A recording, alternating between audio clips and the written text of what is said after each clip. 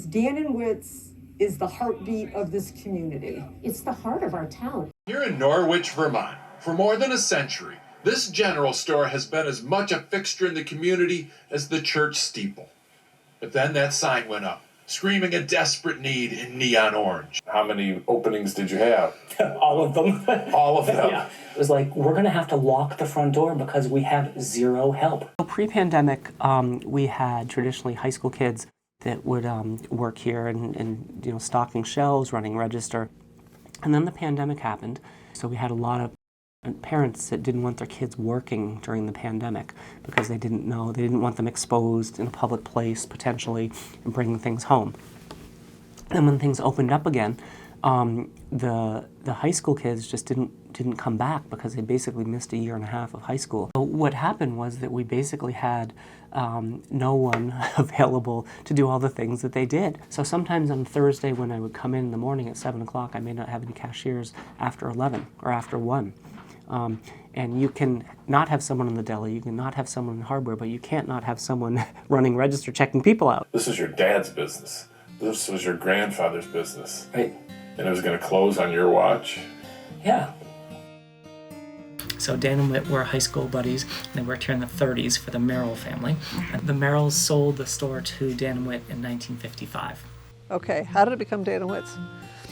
Dan Fraser, senior, this is the original Dan, was a clerk. And his friend Whit Hicks, who lived right up here on the hill, was another clerk. Well, here the Merrills are elderly, ready to, pass the baton. And they took the big plunge and bought the store from the Merrills. And then it became, what are we going to call it? Dan and Whit's. When they bought it, they had it for about 25 years. Then Whit sold his half to my grandfather in the mid-70s. And then it's been in my family since then. This is my grandparents, so Dan and Bunny. This is Dan and Whit. And this is my dad, George, and my brother, Jack. Well, it was quite a change when he and Whit took it over. They had both worked for Mr. Merrill for at least 20 years, and Mr. Merrill was older, wanted to retire, and Dan and Whit stepped up and purchased first the building, and then a few years later the land, and first the business, and then a few years later the land and building.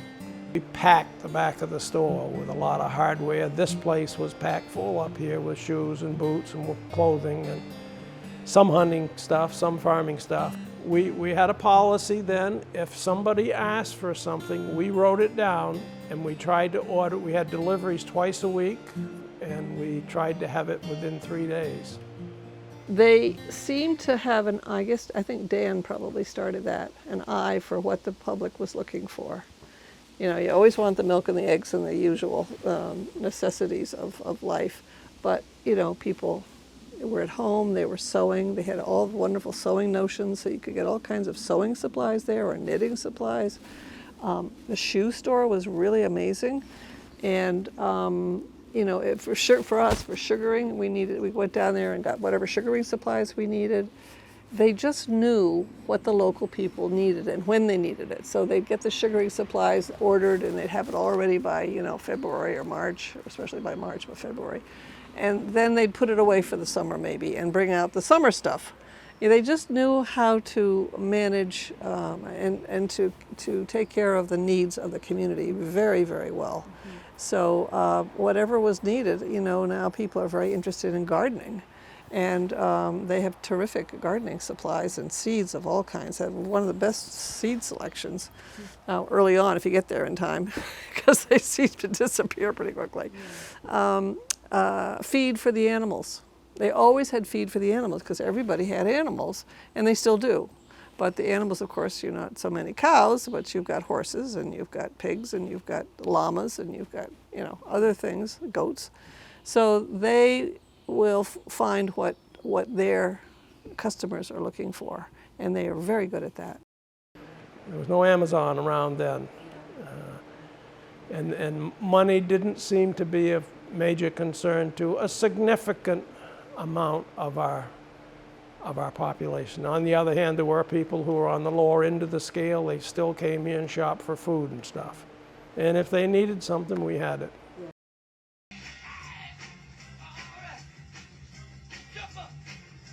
Welcome to Monday Minutes, the non-essential but interesting things happening around town. Yeah, we wanted to, I had this idea. I'm like, it's the pandemic, and now here we are in winter. Like, what are we gonna do to get through winter? Or perhaps January wasn't too bad. February was more winter. And then March was when our lives started to change.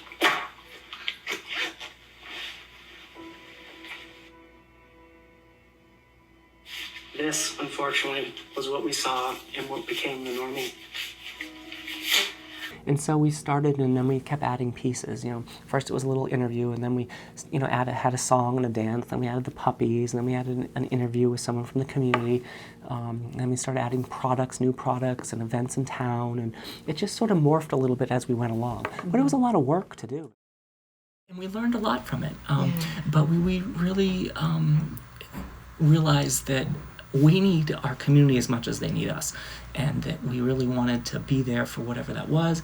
And we did a lot of things that were really outside the box, and realized that, like I said, that we know all these people, and they know us, and we need to be able to rely on each other. And it sort of took us back almost 100 years in time, if you will, when there was like a barn building where everyone got together and they did this.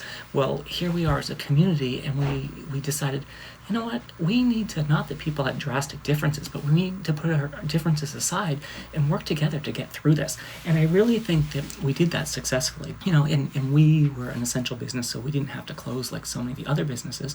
But, the hairdresser next door had to close, and we were short-staffed, so we hired them to be in the office and answer the phones and take orders and things like that. So at the end of the pandemic, I said to one of them, I said, I want you to cut my hair outside on the sidewalk. I think that'd be really funny. So she did, and then we took a picture of it and posted it, and we thought that people thought that was the best thing in the world, so they wanted to come and do that too. So we turned that into a fundraiser. We got the 2 hairdressers in town, Andrea's and Diane's, and they each had all their staff come for one day, and so we had 22 haircuts that people bid on. When we reopened after the pandemic, our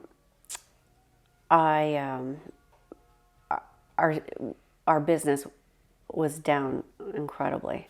People were afraid to come, rightfully so, and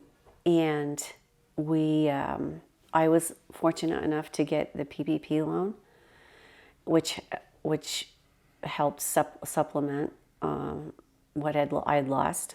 What we did was people bid on those haircuts, and we raised $3,000, which went to the hairdressers to cover the rent that they couldn't pay, and to pay their employees for the time they were closed. Right before we had the fundraiser, we learned that this was completely for Diane and my salon. And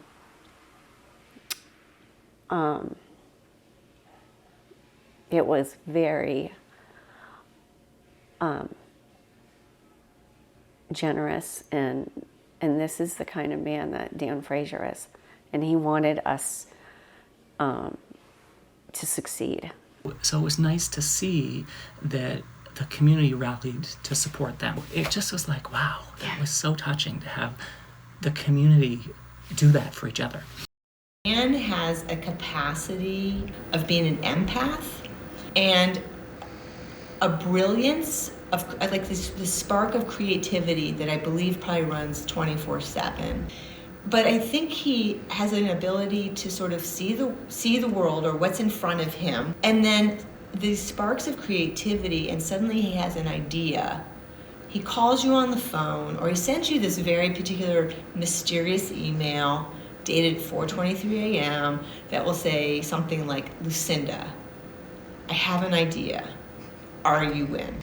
So for sign this week, we're going to do I have idea, hence the light bulb, with the little pull cord. I just need to reply, the library is in. I guess maybe it started with the 19 Days of Norwich. That was like the really big idea he had. We always do the 19 days, which is 1% for the Haven.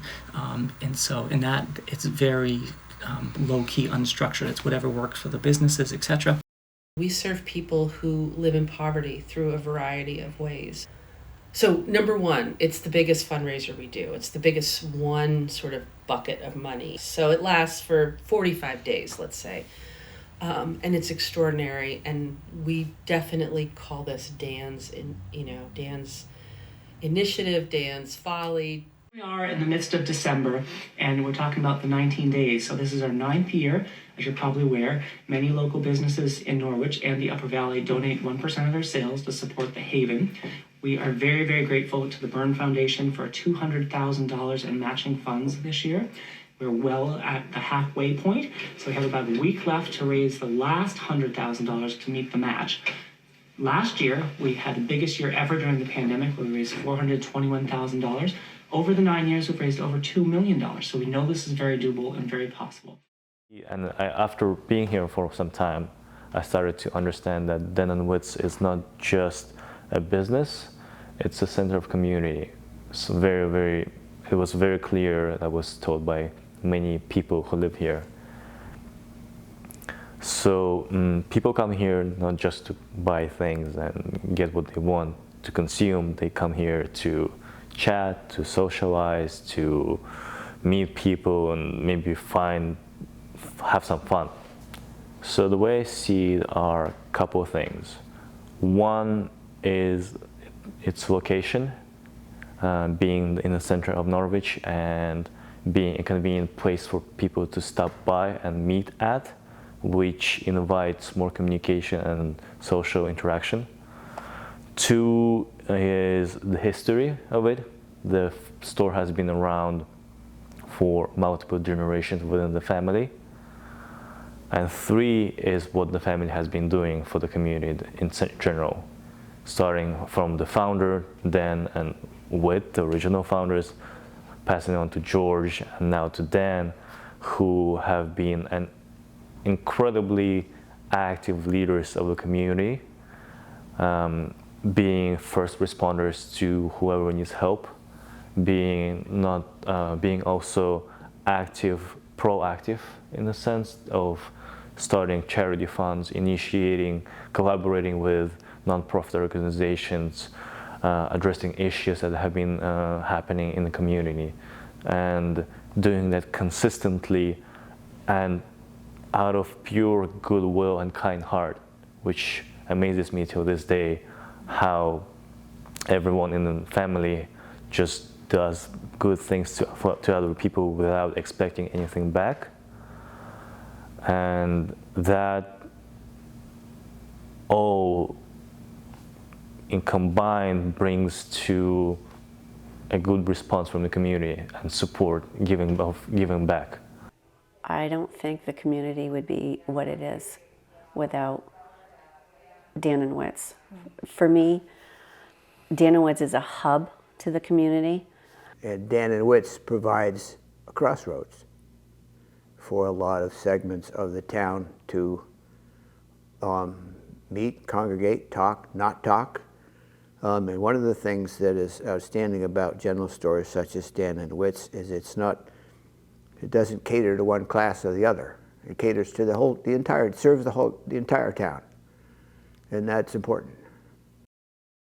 What he's modeled is a type of leadership that's based on vulnerability, acknowledging the vulnerability of the population or the people in the community and saying, how do I, Dan, but more importantly, my institution step up to see a business, to see a money-making part of the capitalist society actually doing good and helping to show people how to do good and asking them not just to write a check, but to participate in the good. That's like the model. But what sets this place apart is that these customers didn't just give Dan their sympathies. They gave him their applications. I'm so excited to have you here. Oh, it's so nice to be here. So flattered. Dan's email, he sent an email out to the town listserv last October of 2021 And he was basically desperate for help. He talked about how there were businesses in town that were going to have to shutter their doors because they couldn't find help. So I asked him what he needed. So I started out on the registers. And I still cover the registers at times, although I got started in the deli. I covered the holes in the deli before I cover any holes at the register. Well, I heard about Dan's endeavor, you know, the cash register brigade, and I thought, well, that might be fun. You know, I don't talk politics at the cash register. I grew up across the river. I've known of Dan Whit essentially nominally all my life. I've watched some transitions, particularly during COVID. I'm fully appreciative of the motto of, you know, if we don't have it, you don't need it. Dan has an uncanny ability to connect people. He has an uncanny ability to identify the people that are ready to step up, are ready to go, will answer a call, and do it because it's the right thing to do. We have a choice. And anytime we're presented with a leader like Dan, you know well enough to choose and follow, and to choose and participate, and to choose and expand on his, I don't even have a label for the efforts that he's made with all of our local nonprofits. I really don't. But it's inspiring. It's inspiring as a person knowing that I have a way to give. It's inspiring knowing that I could be called on to help in a moment's notice if there is a need, a tragedy, something strikes here. It may just be food, but we all know it's the basis of community. It's the sharing of a meal. It's firefighters responding to a fire in winter and getting something hot going for them, making sure that family has a place to go, making sure, you know, when we had this power outage recently, that we were ready to rock and roll, you know, to support the community who was without at that time. And it's a way to engage professionally and still make a huge impact on your community with very little effort. You're simply doing what you love to do. He writes a note and puts it on your time card every day. So you come into work, you take your time card, punch in, and then you read this note. And for me, Dan thinks I'm quite a goofball. So he remembers what we were talking about the day before. And then he'll come in, 3 o'clock in the morning he comes in, and he writes all these notes. So this is one that he wrote. Joyce, Thursday. Oh, Dorothy, thanks for being here for the morning in Oz.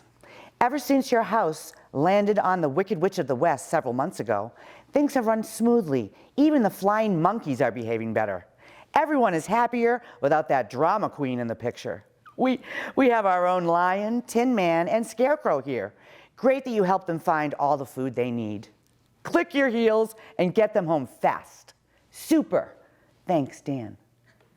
Every day I get a note like this, and I am laughing hysterically before I even go to my job. Like, it's the most phenomenal thing I've ever experienced. He has brought awareness to the community and me, myself, about the importance of giving back. And I think that he just exudes that kindness and generosity to people who are less fortunate. It's about other people. He's always thinking about other people. This is so special to me. And I want everyone to know that my boss does this. It's just, and for me, he's doing it, there's a theme to every note. It's something we've talked about in the past. It's something goofy, like Wizard of Oz. Working here is enjoyable because I'm working with real people. We have a share of values. We have a share of priorities. People who come in and don't have an agenda, who don't have an ulterior motive, who are truly here to serve the community from their heart all the way through to their fingertips. That's what makes a difference. And to people that are owners of businesses, I have mentioned this to them. It's like, what do you do special for your employees? You know, they might say something. I go, do this. I'm telling you, this puts a huge smile on everyone's face when they come into work. Like, where do you get that normally? You don't get that working places. So I'm hoping that the few people I've told this about will start doing it at their jobs. Yeah. It's a very spiritual thing, actually, when you,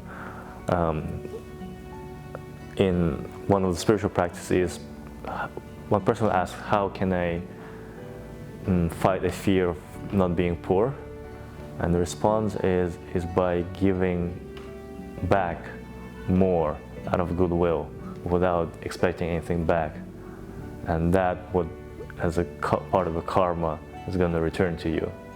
As much as I'm grateful for all the support and thanks that we get for doing that, it's really not me or us that's doing it, it's really the community. And this just sort of becomes the vocal point for how it gets shared. And sometimes it takes sort of a crisis, if you will, to appreciate what you have. And there you have it. As the tide changes in our favor, Norwich danced like a wave on the ocean, taking the chance and sweeping away the virus. I often say it takes a village, and I couldn't think of a better one to be part of, and I know you agree.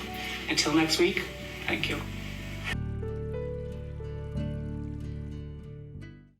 Well, Dr. Chad Finer, thank you for joining us today. Chad has offered for a small local band, if they'd like to come and with us too, to come here and play on stage, and he'll do a recording. It's all free. I don't charge anything. Hi, I'm Phil Bush, and I'm going to sing some songs. What I'm going to first sing, I can sort of say I wrote, but I didn't entirely, because it's a 12-bar blues. Late last night, I was turning from side to side. It was late last night, turning from side to side. I had the climate change blues, I was so dissatisfied. Well, I woke up this morning, climate change blues in my head. The climate change blues right there in my bed. Went down to breakfast, climate change blues in my breath. We set the world on fire, I don't see no reason why. We set the world on fire, can't see no reason why. Every time I think about it, I just wring my hands and I cry.